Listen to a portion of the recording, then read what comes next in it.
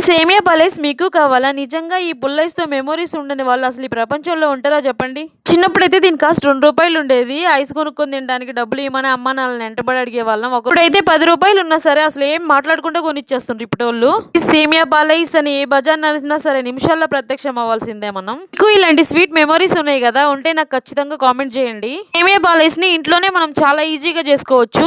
ముందుగా ఒక బండిల్లో సేమియా బ్రౌన్ కలర్ వచ్చేదాకా ఏంచి పక్కన పెట్టేసుకోవాలి. తర్వాత అదే బండిల్లో ఒక గ్లాస్ నీళ్లు పోసి అవి కొంచెం మరిగినాక ముందు ఏంచి పెట్టుకున్న సేమియాని అందులో వేసి రుచికి సరిపడా షుగర్ కూడా వేసుకోవాలి. సేమియా ఒక 70% ఉడికినాక ఒక గ్లాస్ పాలు పోసుకొని అవి మరుగుతా ఉంటే పచ్చి కొబ్బరి పైన నల్ల తొక్క తీసేసి అది మిక్సీ బట్టి ఆ పేస్ట్ ని ఇందులో కలుపుకోవాలి. తర్వాత ఒక స్పూన్ మిరియాల పొడి, 2 బాదం పప్పులు, 2 జీడిపప్పులు కచ్చా పచ్చగా దంచి ఇందులో కలుపుకుంటే మన ఐస్ కావాల్సింది రెడీ అయిపోద్ది. కొంచెం చల్లన్నాక ఈ కుల్ఫీ కప్స్ ది నేను డీమార్ట్ లో తెచ్చుకున్నా. అది మొత్తం ఇందులో ఒకదాని తర్వాత ఒకటి వేసుకొని ఇట్లా కప్స్ మూత పెట్టేసి డీప్ ఫ్రిడ్జ్ లో పెట్టుకోవాలి ఒక 5 అవర్స్.